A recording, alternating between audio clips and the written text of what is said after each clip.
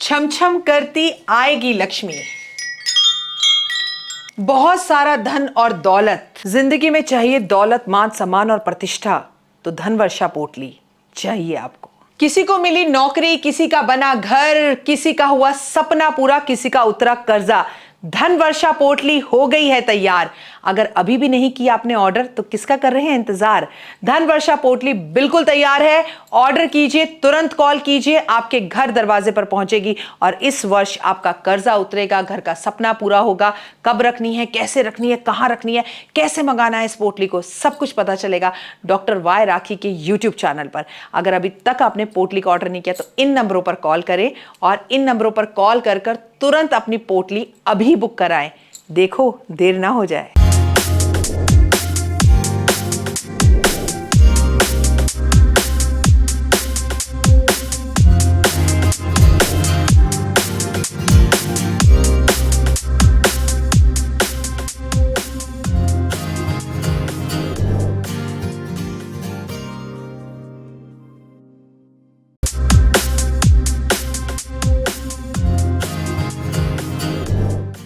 ना गिन कर दिया ना तोल कर दिया, माँ ने जिसे भी दिया दिल खोल कर दिया। नमस्कार, सुस्वागतम, वेलकम, अभिनंदन। मेरी माता रानी की खैर बात ही ऐसी है। नमस्कार, आप सभी का स्वागत अभिनंदन है। मैं हूं आपके साथ आपकी अपनी होस्ट एंड दोस्त डॉक्टर वाई राखी, आपका स्वागत अभिनंदन करती हूं आपके, मेरे और माता रानी के इस खूबसूरत से यूट्यूब चैनल पर। कैसे हैं आप? आपका दिन शुभ और मंगल में हो, परमपिता परमात्मा से यही कामना है। ओए होए भादों का महीना आ गया और आज हम 5 सितंबर की बात करेंगे। सबसे पहले हैप्पी टीचर्स डे। आप में से कोई भी टीचर है तो उसे मैं झुककर प्रणाम करती हूँ, स्वागत करती हूँ, गुरु को शत शत नमन करती हूँ, क्योंकि टीचर एक वो मोमबत्ती है जो खुद को जलकर हमें प्रकाशित करती है। दुनिया के हर वो टीचर जिसने मुझे कभी ना कभी पढ़ाया है उनको मेरा झुककर प्रणाम है। एंड दुनिया की हर टीचर को यू आर द बेस्ट। और टीचर से बड़ा गुरु संसार में कोई नहीं हो सकता। हालांकि सबसे पहली टीचर तो माँ ही होती है, लेकिन फिर भी जिस स्कूल जाकर, कॉलेज जाकर जिन टीचर से ट्यूशन्स में हम सीखते हैं, और अगर आप टीचर हैं ना तो आज अपना हाथ उठाइए और अपने कंधे पर अपने आप को शाबाशी दीजिए, क्योंकि आप बेस्ट प्रोफेशन में हैं। क्योंकि एक डॉक्टर एक जान बचा सकता है, 10 जान बचा सकता है। एक वकील एक व्यक्ति को बचा सकता है, 10 व्यक्ति को बचा सकता है। एक जज 100 मुकदमे पार करवा सकता है, लेकिन एक टीचर लाखों लाखों लाखों बच्चों की ज़िंदगी बना देता है। एक टीचर हमें लाखों डॉक्टर देता है, लाखों इंजीनियर देता है और लाखों एस्ट्रोलॉजर्स देता है। टीचर वो कर सकता है जो दुनिया में कोई नहीं कर सकता। If you are a teacher then proud yourself. चलिए कार्यक्रम की शुरुआत हमेशा की तरह बिलीव इन कर्मा।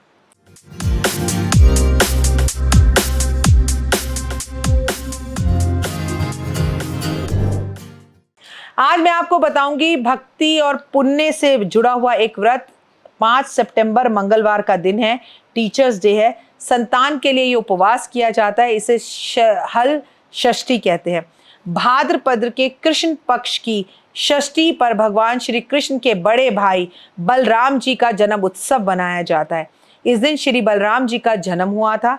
यह व्रत संतान की लंबी उम्र के लिए माताएं करती हैं, पुत्र की दीर्घ आयु के लिए करती हैं, उसकी सुख समृद्धि के लिए करती हैं। हल षष्ठी के व्रत को बहुत खास माना जाता है। और देखिए ना, भादों के महीने में ही कृष्ण का जन्म हुआ, भादों में ही राधा रानी का जन्म हुआ और भादों में ही जो है बलराम का भी जन्म हुआ। कहते हैं बलराम का बहुत सम्मान करते थे श्री कृष्ण भगवान।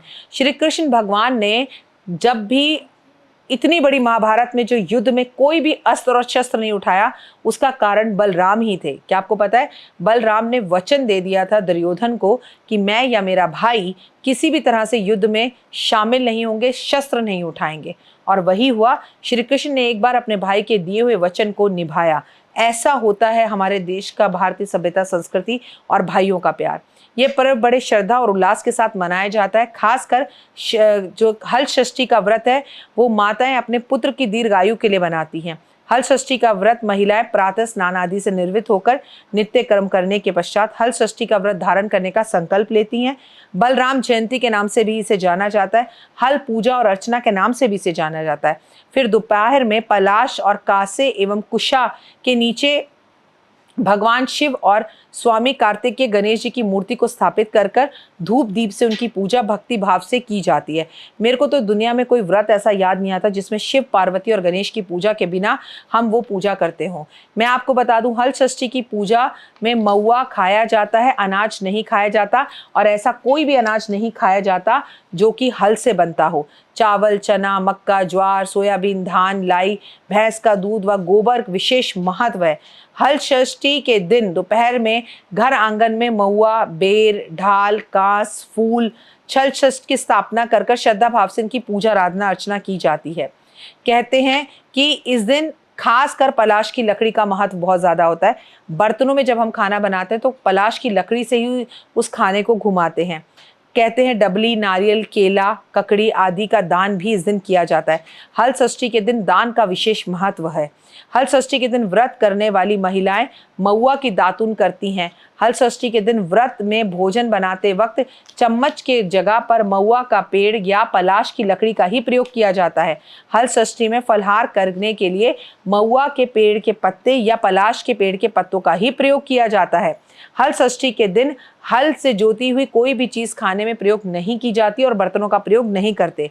फलहार करते हैं पचहार, चावल, 6 प्रकार की भाजी, सब्जी, भैंस का दूध, दही व घी का सेंधा नमक का प्रयोग करते हैं। गाय के दूध का प्रयोग नहीं करते।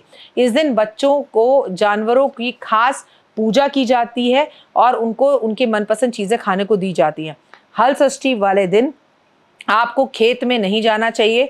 आपको भूमि उस दिन खेत में नहीं, भूमि पर गलती से भी खेत की भूमि पे पाँव नहीं रखना चाहिए, खासकर जो लोग व्रत रखते हैं। हल षष्ठी वाले दिन लोग जमीन, अन्न, फल, साग सब्जी का प्रयोग नहीं करते, खासकर जो लोग व्रत करते हैं। आप कर सकते हैं अगर आप व्रत नहीं करते, उनको इस दिन इन चीज़ों का प्रयोग नहीं करना चाहिए। हल षष्ठी वाले दिन तामसी भोजन का प्रयोग, लहसुन, प्याज, शराब, सिगरेट इनका प्रयोग नहीं करते। इस दिन व्रत रखने वाली महिलाएं गाय के दूध, दही, घी का प्रयोग नहीं करती। इस दिन गाय का सेवा करना श्रेष्ठ माना गया है, उसकी चीज़ों का प्रयोग नहीं करते। बच्चे बड़ों का आदर करें, भूल कर भी झूठ ना बोलें। हल षष्ठी के व्रत वाले दिन कृष्ण की भी पूजा जरूर करें। पलाश के पेड़ की पूजा जरूर करें। पलाश के पेड़ की लक्कड़ खाने में प्रयोग जरूर करें। पलाश के पेड़ के पत्तों को खाना बनाकर, पत्तल बनाकर प्रयोग करें। महुआ के पत्तों का प्रयोग करें। हल की पूजा इस दिन की जाती है। लोग इस दिन अपने घर में चांदी का हल रखकर उसकी भी पूजा करते हैं और महुआ खाते हैं, महुआ के फल खाते हैं। और छठी मैया की पूजा भी इस दिन करी जाती है। हल षष्ठी वाले दिन छठी की माँ की भी पूजा की जाती है। कहते हैं इस दिन अगर आप कुछ भी चीज़ बलराम से मांगते हैं, उनकी तस्वीर इंटरनेट से एक निकाल लें। भाई देखिए, हमारे यहाँ ये पूजा नहीं होती, आपके यहाँ भी ये पूजा नहीं होती, तो आपको और मुझे क्या करना है वो समझिए। आप कुछ इंटरनेट से कृष्ण और बलराम की तस्वीरें निकाल लीजिए, गाय के घी का दिया जलाइए, एक छोटा सा हल मंगाकर अपने घर में रख लीजिए, उसे प्रणाम कीजिए, गौशाला जाइए, दान करिए और ज़रूरतमंद लोगों को सतनाजा दान करिए, ज़रूरतमंद लोगों के घर में दान दीजिए। कृष्ण जी के मंदिर में दीपक ज़रूर जलाएं। बलराम की कहानियाँ बच्चों को ज़रूर सुनाएं।